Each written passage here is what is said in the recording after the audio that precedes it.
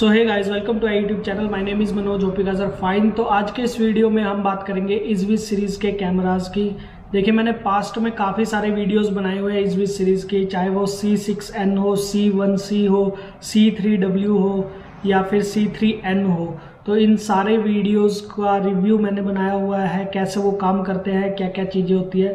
तो ये सब कुछ मैंने डिटेल में बताया हुआ है ऑलरेडी। अब उन सारे वीडियोस पे काफ़ी सारे कमेंट्स इकट्ठा हो चुके हैं, इतने सारे कमेंट्स आए हुए हैं, तो मैंने सोचा क्यों ना जो भी कॉमन कमेंट्स है तो उनका मैं आंसर दूं। तो उसमें जो मोस्ट कॉमन कमेंट है वो ये है कि अगर हमारा जो वाईफाई है वो बाई चांस बंद हो जाता है किसी भी रीज़न की वजह से, तो क्या हमारा जो कैमरा है इजविस का, तो वो रिकॉर्डिंग कंटिन्यूसली करता रहेगा मेमोरी कार्ड में या नहीं। तो ये बात मैंने ऑफिशियल जो हिकविजन के ऑफिशियल्स हैं उनसे कंफर्म की है कि आपका जो कैमरा है, अगर बाई चांस आपका वाईफाई बंद हो जाता है तब भी रिकॉर्डिंग कंटिन्यूसली करता रहेगा जब तक आपका वाईफाई दोबारा से ऑन नहीं होता। तो रिकॉर्डिंग कंटिन्यूस रहेगी, कोई प्रॉब्लम नहीं आएगी आपको।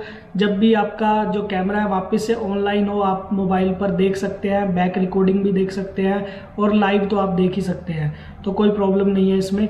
जो दूसरा मोस्ट कॉमन कमेंट है वो ये है कि इस पर कौन सा मेमोरी कार्ड सबसे बेस्ट रहेगा।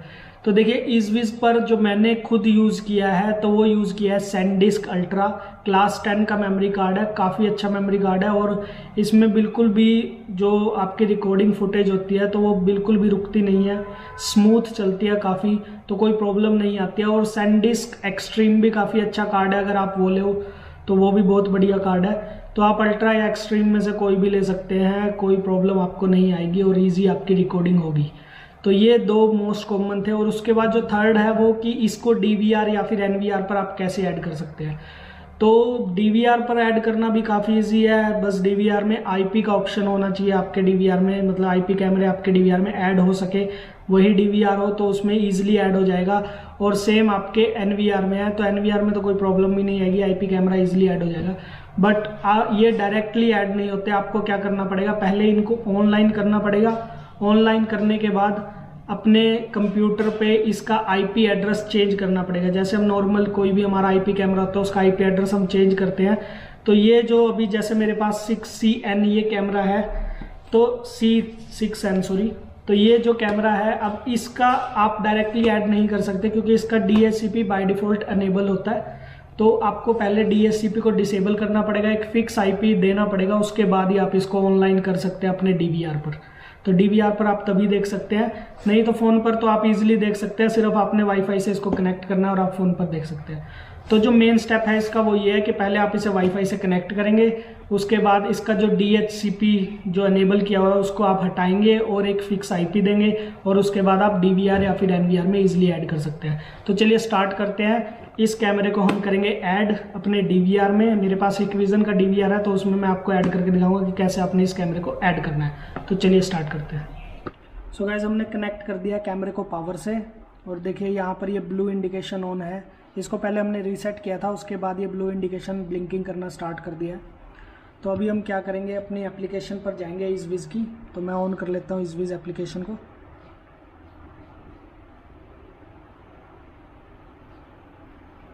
तो ये देखिए यहाँ पर हम जाएंगे प्लस के निशान पर, सबसे पहले इसको ऐड करेंगे। तो कैमरे के आइकन पे जाएंगे और उसके बाद देखिए हमारा जो कैमरा है वो ऑन हो चुका है।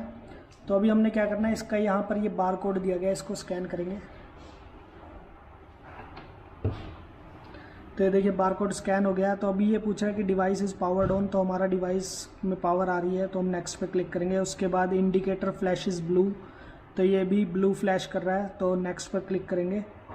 उसके बाद देखिए हमारा जो पासवर्ड है, जो वाईफाई है वो इसने ऑटोमेटिकली सिलेक्ट कर लिया है और पासवर्ड हमने ऑलरेडी इसमें दिया हुआ है। तो अब हम नेक्स्ट पर क्लिक करेंगे।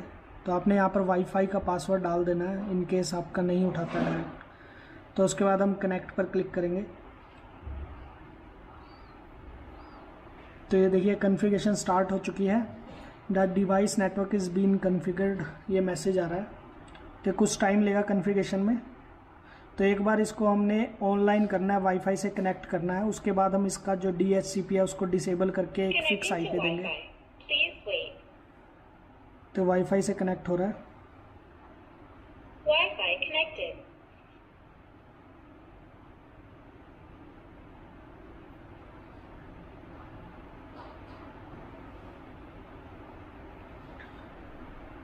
तो वाईफाई कनेक्ट हो गया, नेटवर्क कनेक्ट हो गया। Platform registration successful. इज़विज़ प्लेटफॉर्म रजिस्ट्रेशन सक्सेसफुल हो चुका है।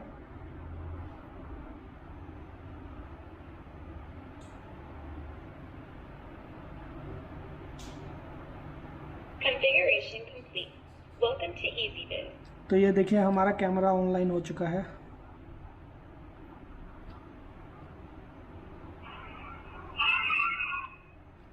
तो यहाँ से आप पेन टिल्ट कर सकते हैं इसको।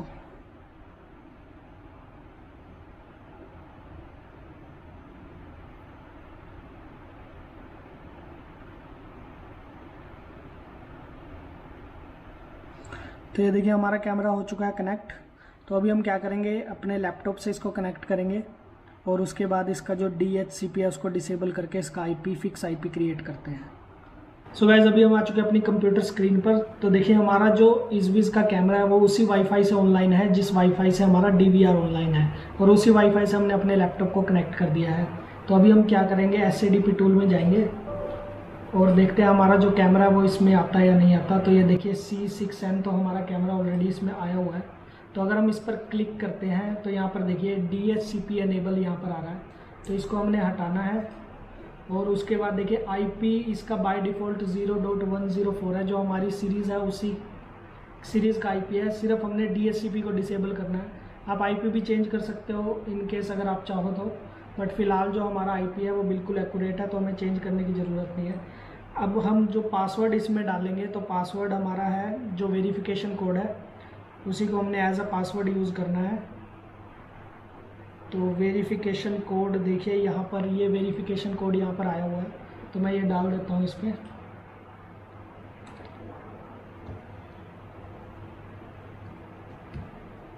तो मैंने वेरिफिकेशन कोड डाल दिया है। आप चाहो तो यहाँ से पासवर्ड भी इसका चेंज कर सकते हो, मतलब जो ये वेरिफिकेशन कोड है इसकी जगह दूसरा पासवर्ड आप क्रिएट कर सकते हो।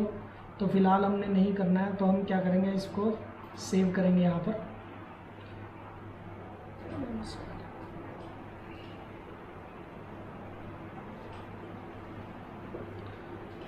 तो इसको दोबारा से सिलेक्ट करेंगे, डी सिलेक्ट हो गया था, तो ये सिलेक्ट करके हमने DHCP को डिसेबल करना है और उसके बाद सेव कर देना।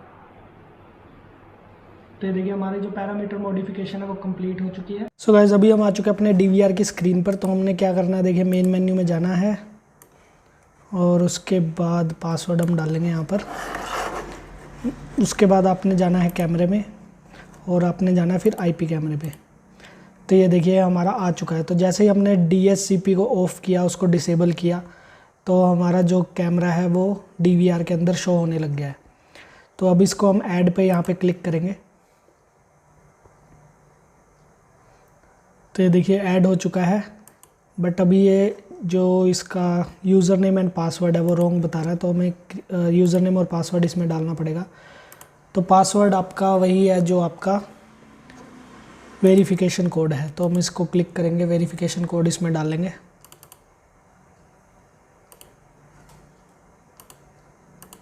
तो ये हमने वेरिफिकेशन कोड डाल दिया। अब इसको हम करेंगे ओके, और लेट्स सी कि हमारा कैमरा होता है। ये देखिए हमारा कैमरा आ चुका है। अब DVR में हमारा कैमरा ऐड हो चुका है। तो अभी हमने क्या करना है, इसको मल्टी स्क्रीन पर करेंगे। तो ये देखिए ये हमारा कैमरा आ चुका है। तो अगर आपने इसको कंट्रोल करना है, क्योंकि इसको हम किसी भी एंगल में घुमा सकते हैं, पैन टिल्ट जूम कर सकते हैं, तो यहाँ से इसके थ्रू आप इसको कर सकते हैं जो PTZ कॉन्फ़िगरेशन है। तो ये देखिए, तो ये आप इजीली मूव करवा सकते हैं इसको।